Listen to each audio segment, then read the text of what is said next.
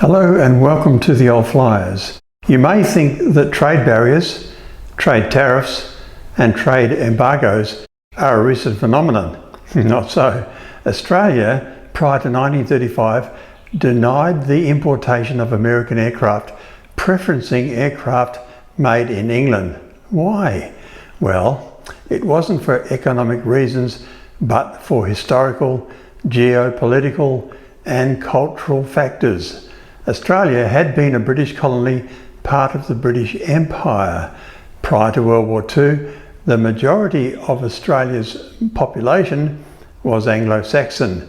Full legislative independence with the Statute of Westminster didn't happen until 1931. Before the Statute of Westminster, Australia was a dominion within the British Empire, meaning that although it had its own parliament and government, it was still subject to the laws and authority of the British Parliament in Westminster. Australia's constitution, established in 1901, had given the country a significant degree of self-rule, but ultimate legislative sovereignty remained with Britain.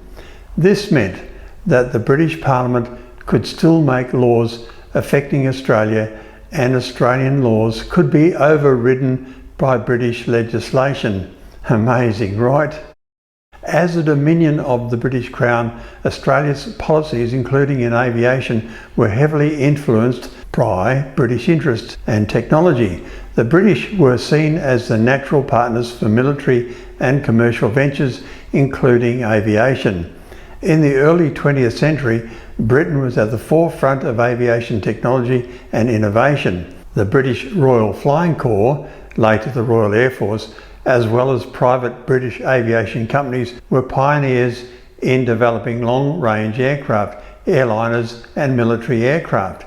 Aircraft like the Vickers-Vimy, used in pioneering flights such as the first Australia-UK flight in 1919, were seen as cutting-edge and reliable. British aviators and aircraft manufacturers were key players in the early long-distance flights between Australia and other parts of the world. The first successful non-stop flight from the UK to Australia in 1919, that Vickers-Vimy flight, involved British aircraft, and Britain had an established presence in the aviation sector that Australia recognised and trusted. The type was too late to see operational service in World War I, despite a large number of Vimies being ordered. Many of the contracts were subsequently cancelled after the armistice. It was a sturdy and reliable aircraft, featuring a robust airframe constructed of wood and fabric, which made it capable of enduring long flights over considerable distances. Its design was well suited for its intended purpose, which included long-range bombing missions and pioneering long-distance flights. The Vimy's ability to fly long distances was the reason it was chosen for the first non-stop transatlantic flight from Newfoundland to Ireland by British aviators John Alcock and Arthur Brown in June of 1919. This historic flight demonstrated the Vimy's ability to fly long distances without refuelling, a feat that captured global attention and cemented its reputation. Later that year, Ross and Keith McPherson Smith flew from England to Australia between the 12th of November and 10th of December 1919.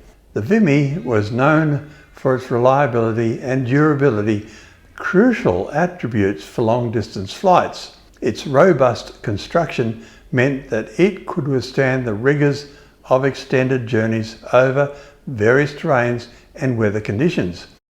Australia's defence strategy during the early 20th century was closely linked to British interests.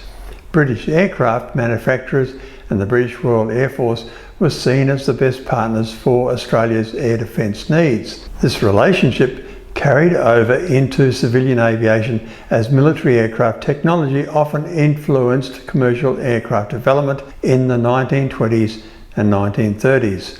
Following World War I and throughout the interwar years, Britain maintained a strong influence in the Pacific region. The establishment of commercial air routes and military infrastructure often involved British suppliers. Aircraft from the US were not yet as prominent in international aviation, particularly in the Pacific theatre. In the early years of aviation, the US aviation industry was still developing its aircraft for both military and commercial purposes. While the US was making significant advances in civil aviation in the 1920s and 1930s, it was not until the 1930s and later that American manufacturers like Boeing and Lockheed began to dominate long-range commercial aviation.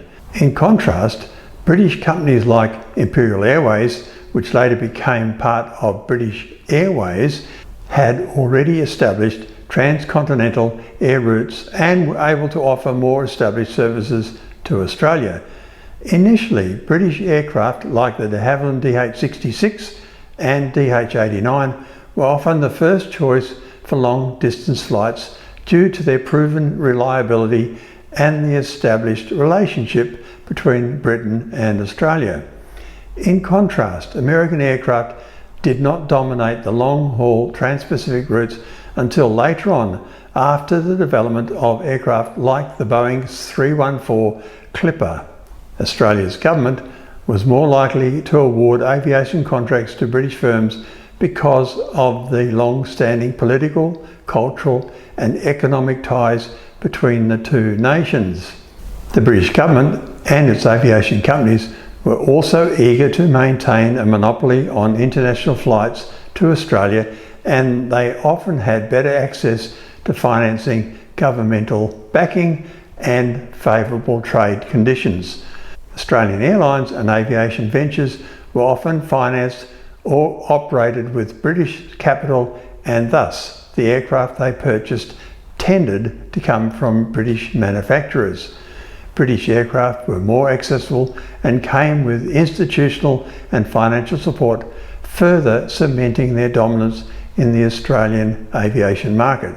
Therefore, Australia's early preference for British aircraft over American ones was a product of its colonial history, close cultural and political ties to Britain, the dominance of British aviation technology, and strategic military consideration. All I ask you to remember in this country of yours is that every man, woman and child who even sees you with a passing glimpse as you go by will remember it. Remember it with joy. Although American aviation companies eventually gained prominence, British aircraft had a significant head start in the early days of commercial aviation to Australia. Nowadays, Australia is a vibrant, multicultural nation, some would say trying to shed the shackles of its colonial past.